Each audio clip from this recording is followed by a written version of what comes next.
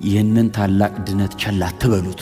ሮማውያን ኢየሱስን ጀርባውን ገለጡት። የዘላለም አምላክ ሰውን ለማዳን፣ ገራፊውን ለማዳን፣ ገዳዩን ለማዳን እጅና እጁን እዚያ ጲላጦስ ፍርድ ወንበር ፊት ባለ ግንድ ላይ ጠፍረው አሰሩት፣ አንበረከኩት፣ ጀርባውን ገለጡት።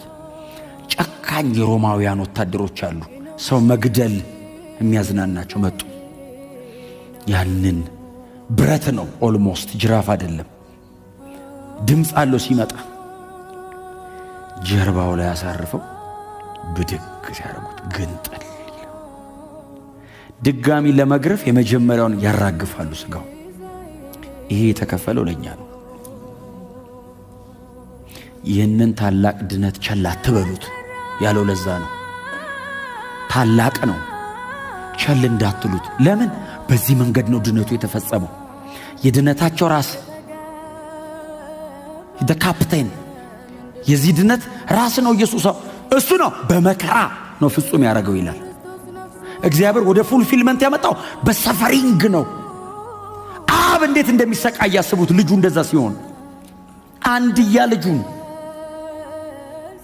እኛ ልጆች እያለን እኮ አንድ ከልጆቻችን ማለት አንደኛው ልጅ ትንሽ ያመው ምንድነው የሚሰማን?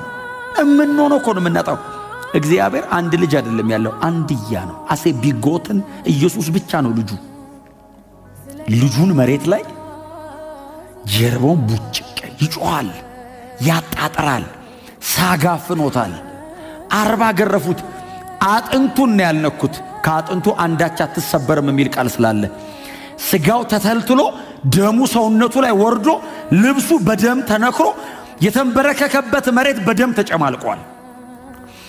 40 ገርፈውት እጁን ፈቱት። አልበቃቸውም። በቃ ይበቃል ተመለስ አላሉትም። አብ ከሰማይ እንደዚህ ይላል፣ አልጨረሰም። አብ እኮ እየተሰቃየ ነው፣ አልጨረሰም። እኛን ያየናል አብ ከጀርባ፣ አላለቀም። በዚህ መገረፍና ሲቃይ ብቻ አይድኑም። መሞት አለበት። ሕይወት ተከፍሎ ነው የሚሰጣቸው። ክርስቶስ በአባቱ ቀኝ የከበረበትን ለመክበር ኢየሱስ እኔ የምኖረው መኖር ነበረበት። ሆነው እሺ አለ። ኃጢአት የማያውቀውን እርሱን ስለኛ ኃጢአት አረገው። ማንም ሊሄድልኝ አይችልም ይህንን መንገድ። ማንም ኢየሱስ የሚወድን ያለ አይወድም። ማንም አይሞትልኝም ልሙትል ብሎ ቢፈቅድም አይችልም። እግዚአብሔር አይቀበለውም።